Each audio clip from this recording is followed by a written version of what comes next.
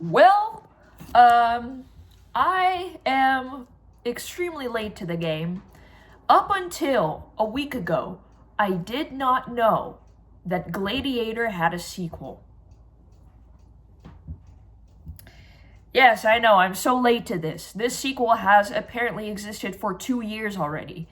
I feel like Gladiator is one of those movies that everybody knows about. Everybody is aware of Fight Club, The Godfather, Pulp Fiction, and then obviously Gladiator. It's one of those movies that everybody is aware of.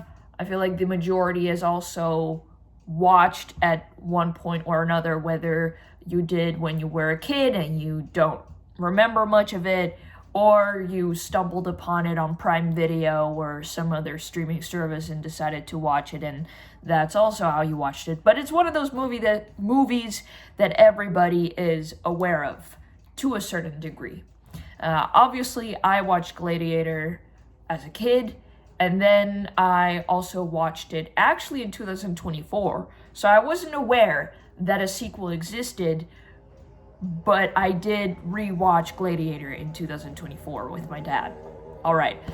And then I rewatched it a week ago when I found out about the existence of a second Gladiator movie. I was a little bit shocked and taken aback. It's a little bit unexpected because out of all movies, I expected Gladiator the least to have multiple parts now. Gladiator is one of, if not the movie, that did not need a sequel at all. Gladiator did not need a continuation or a sequel at all. I mean, it's obvious why the sequel was made. Money.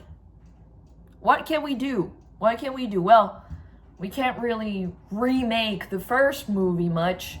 So, Gladiator. Let's do Gladiator. I'm telling you, within the next 10 years, they will remake Fight Club and The Godfather. They will do it. Watch my word. Or they will remake Pulp Fiction into something. They will touch those titles as well. I'm telling you. But in 2024, it was Gladiator. I will repeat what I just said again. Gladiator is one of those movies that did not need a sequel at all. At fucking all. It's just that they decided to take this chance. Holy shit, what is this noise? Excuse me. It's just that they decided to take this opportunity of the people who watched it as children being all grown up now to be like, oh my gosh, Gladiator. That's something people experience nostalgia towards. People experience nostalgia towards Gladiator enough. Sons have watched it with their fathers. Let's get money out of that shit. That's a safe one. Let's make a second part of Gladiator. Everybody likes Gladiator. It's nice. Maybe people don't like it for the historical accuracy, but everybody likes fucking Gladiator and Phoenix's performance in Gladiator. So let's make a second fucking part.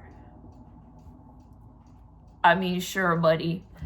So last night I caught up on my Gladiator knowledge, right? I've gained more wisdom on the Gladiator spectrum now. There will not really be an in-detail retelling of the plot because I don't really find it necessary. Where do we even begin? So, the movie starts with Lucius, who we later find out is Lucius. He first starts with a different name, but within the first 10 minutes of the movie, it already becomes so apparent who he is, because we see the whole trying to be mysterious, horses running around, everything, and him having to escape, and some woman saying to him when he was a kid, nobody must find you.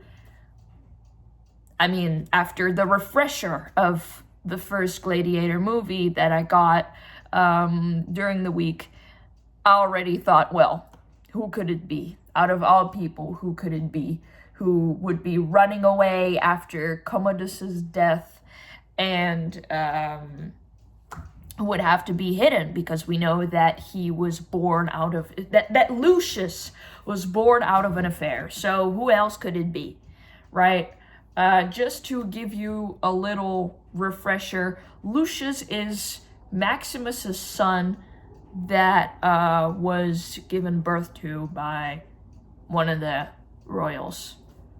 I keep forgetting her name. Priscilla, Lucilla, something Scylla.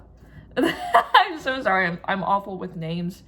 But Commodus's sister, right? One of the royal children. She had an affair with Maximus, our protagonist of the actual Gladiator movie, and they had a son, Lucius.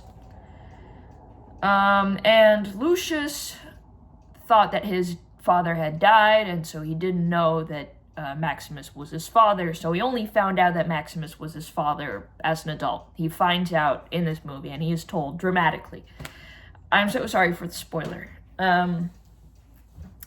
So, who we later find out to be Lucius starts off in Numidia. We know that he was brought to Numidia, and he was raised there, and he has a wife. The first moment he kisses his wife, I already knew, oh yeah, she's gonna die. That wife ain't gonna last long. I got one glimpse at her, and I already fucking knew, oh, yeah, they're gonna kill her off, and the rest of the movie, he's going to avenge her death. He's going to get revenge for her, whoever is going to kill her, and that'll be the whole main premise of the movie. Well, I was not mistaken. Within, I think, even the first 5 minutes of the movie, she's killed. Okay, sure. We don't give a fuck about that. She goes out into the afterlife, and this motherfucker is grief-stricken. I could see so much how they really tried to repeat Maximus in Lucius. They really just tried to repeat the whole thing. They decided to go the safe way. This is really just Gladiator, but then in a different font and with a different protagonist. I feel like the main points sort of remain the same, but then with the with the little tweaks towards less of quality, I guess. So, yeah. The fighters from Rome conquer Numidia, and Lucius is taken in as a slave. Well, and there, whoa, he becomes a gladiator. I think that's all you need to know about the plot line, really. I feel like that's all you need to know, to be honest. No other. If there will be another point on a plot that will be worth mentioning, I will, but for now, I don't think any other moment in the plot is really significant and worth mentioning further. I just don't really want to waste time telling the whole fucking plot, okay? First of all, at this point, after Commodus's death, who rules over Rome are the twins. I'm trying to remember their names. Geta and Caracalla. Yeah. Gato and Caracalla, the two twins, are ruling over Rome. Obviously, in tyranny, they're not very mature. My first criticism of this sequel of Gladiator is that in the first Gladiator movie, we really got a lot of closure with Commodus. I do understand that there it also made more sense because Maximus the starting point of Maximus was beside Commodus. So I understand why we got more of an expansion on Commodus and we got to see more of Commodus and we got more closure because the protagonist coexisted with Commodus at the point of the first Gladiator movie. at that point in time. So it made sense. But still, we do not really get closure with the twins. Even though I would have loved to get some closure with them, because as the movie goes on, we find out that one of them is mentally unstable. He's mentally affected by some illness that started in his reproductive organs and is spreading. I suppose it's syphilis. That's what made sense in my head. I guess he has syphilis. It would have been so interesting to see where the twins came from. Just closure with the twins, because in the first movie, we really got to see both sides. I mean, as I rewatched Gladiator at, a more,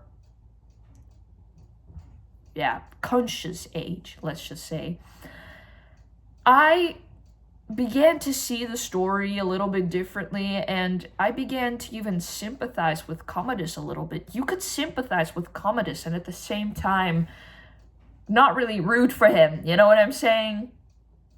You really got to feel Commodus as much as you could feel Maximus, and that really gave you something in the experience of the movie. Whereas here, we just look at it from the perspective of Lucius, really. We see his mom, but when did we not see the perspective of his mom? I mean, sure. Then we also have the general, who is played by a guy that I vaguely remember from either Guardians of the Galaxy or... Yes, I think Guardians of the Galaxy. So I remembered his face, and it was really interesting to see him in that movie. And of course, the guy that played Eddie in Stranger Things. Genuinely, he did such a great job. It was really little that we saw him. His character wasn't elaborated on enough for my liking. We once again didn't get enough closure with him, but the little time that we saw, it was a little time, but the shallow, let's just say, representation of the character that he did so well. I liked him so much better in this movie than I liked him in Stranger Things. I don't know why. I felt like this character was way more natural for him. I was not among the people who were thirsting over Eddie Munson back when Stranger Things Season 4 came out. I wasn't, but I did realize I like the actor, and I really liked his portrayal of Gaeta in in the second Gladiator movie. So that is my first criticism, that we didn't really get the closure with the twins as we did with Commodus. They remained really shallow, somewhere in the background, even though they influence Rome, they influence the decisions made. They ultimately decided for the general what he did. The general, he killed Lucius's wife in the battle at Numidia, and that is the whole premise. Like I predicted, Lucius wants to get revenge. Basically, he wants to kill the general for the death of his wife. Okay, yeah. Wow, big surprise, big plot twist. Holy shit, did not expect that. I don't know. I don't know. I guess I just wanted something new, something else. Because this movie essentially just followed the first movie, the whole premise of the first movie, but then, in my opinion, done worse and just in a different font. But yeah, so the royals. That first of all. Secondly, look, I know that Gladiator, even the first movie, was not made to be extremely historically accurate. It's not the premise of Gladiator. It wasn't the premise of the first movie. It's a fictional story. Yes, it's set in Rome. Yes, Commodus really existed. And Gaeta and Caracalla really existed. Caracula really existed, yes. But it is essentially, at the end of the day, a fictional story that takes place. It's supposed to be fictional. But the first Gladiator movie felt so much more grounded in history and as aligned to history that you could be with a fictional story. The cast felt natural. Just the characters felt more natural for the time period. With the second Gladiator movie, I really felt... You could really feel that it was made in 2024. You could really feel it in this movie. First of all, the fact that Lucius's wife fought. She was some kind of soldier of the local Numidian army. Okay. Sure, buddy. And I really hope that y'all won't see this criticism as a criticism against empowering female characters as a whole, because obviously we like that. But it's just that you could really feel that here they took ancient Rome and they really enhanced it into... They really incorporated the modern views, our modern morals, and our modern views of the world. And they incorporated that into what is supposed to be, yeah, a fictional story, but something that takes place in ancient Rome. You shouldn't infuse your, but our modern morals into ancient Rome. If you're making a story that is set in ancient Rome, I'm so sorry for my Ku Klux Klan, what the fuck? If you're, what the fuck? If you're making a story that is essentially set in ancient Rome, then adhere it to ancient Rome. Don't try to infuse it with modern morals, is what I mean to say, because you could really see the modern ways of like the empowering. It's not realistic that they had a woman fight. Like, I'm so sorry that they had a female soldier just casually fighting.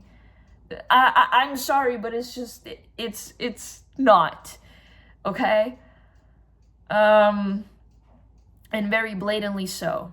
So that's, first of all. Then we also have, of course, the owner, the one who owns Lucius, right? And who brings him into the gladiator, the gladiator games, right?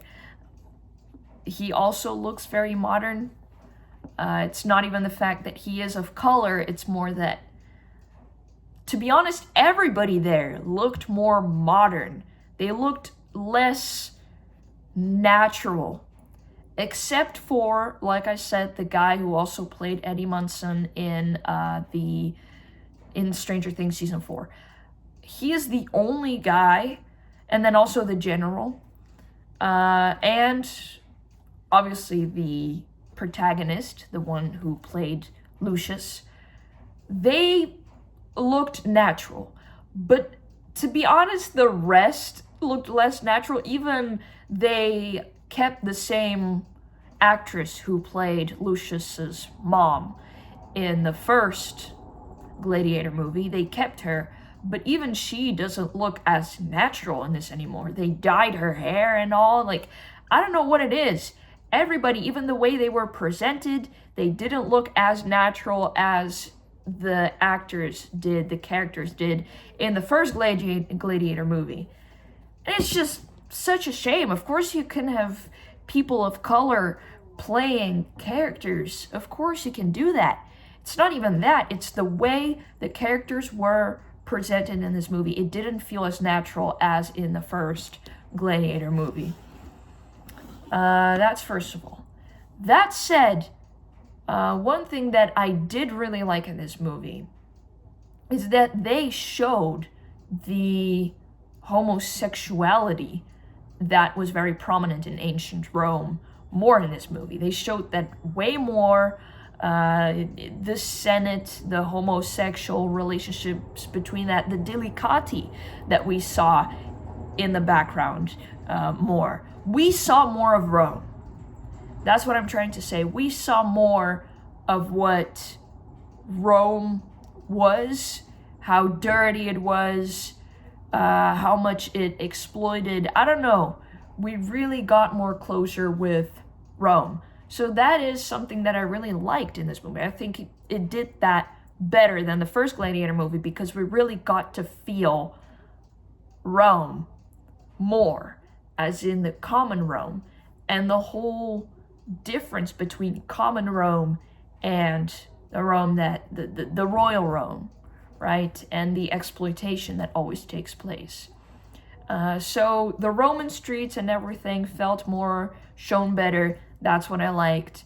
And I also, once again, liked the brothels that were briefly shown, the gay representation. So the incorporation of modern morals isn't always bad. It's just that in the situation with homosexuality, it's just that our modern morals kind of adhere to the morals of that time, when homosexuality was viewed as something of status. So, yeah, and the transparency and more of the mention of the normalization of homosexuality and enjoying men rather than women, really. So that's something that I liked. But yeah, I will keep thinking, I will keep at my point that this was completely not a necessary sequel. The Gladiator did not need a sequel, and this was just the first Gladiator movie retold, in a different font. Then obviously, Lucius, he is sour, and then, well, basically like in the first Gladiator movie, he goes, his big triumph, only he does not kill the general. He doesn't end up doing it. But, he's still presented in front of everybody, just like Maximus. The final battle, just like Maximus. Sure. One character that I really, really liked in this movie, I loved him, is Ravi. I fell in love with Ravi. I don't know what it is, but that's the only character that genuinely drew me in. It's the only character that I felt closure to, because Lucius, he was just really sour. I mean, rightfully so, but he was just really sour, and he was just obsessed with this whole, the revenge, killing the general, avenging my wife's death, and oh my gosh, my mom left me, and whatever the fuck. So, yeah, sure, Lucius. Maximus, it was just different. Maximus also was just a way better protagonist, in my opinion. I also just feel like the question of Lucius and what happened to Lucius after Maximus's and Commodus's deaths didn't really occur to anybody. I don't know. To me, throughout the years, and even after rewatching Gladiator, the first Gladiator movie, in preparation for the second Gladiator movie, that question never really remained in my mind. Oh, what now of Lucius? I don't know. It wasn't really a character that we really thought of much, did we? Or maybe it's just me. Maybe it's just a personal thing. Maybe, yeah. I just don't feel like we needed that expansion on Lucius. But still, an unexpected perspective of an unexpected character. But yeah, obviously we felt more closer to Maximus than we did to Lucius. Well, who's we? I'm talking on my own behalf here. But yeah, the character who I felt most drawn to and the most closer towards is Ravi. Such a likable character, played by such a nice actor. Just really liked him, and his wit and everything, just really, really liked him. And I really liked that he did become Lucius's companion, that he wasn't really discarded, that he wasn't just a one-time occurrence, just to tell Lucius that you know, Maximus is buried here, and to say Maximus's quote and that would be it. No, he was actually a character and he was developed. So I did really like that in this movie. All in all, an unneeded movie, of course. I think I've repeated this so many times throughout this video already. Not a necessary addition, but you know what? Sure. We did get some nice expansions on the way Rome was shown. At least we got that. Though, if you are interested in seeing Rome on screens represented in the most human and realistic way, I would more recommend the BBC series Rome. It's a whole series, and there you also really get to feel Rome, but also from different perspectives, from more royal perspectives and from more common people perspectives. So if that's your jazz, then I would recommend BBC Rome more rather than either of the Gladiator movies. Yeah, to me it was just a little 5 out of 10.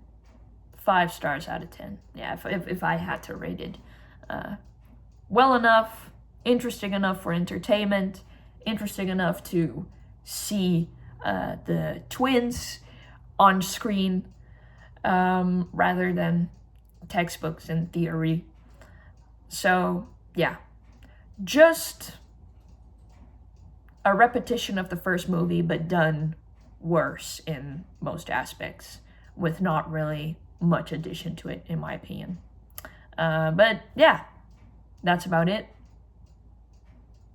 That's all I had to say. Thanks for watching, and thanks to hearing me yap about this.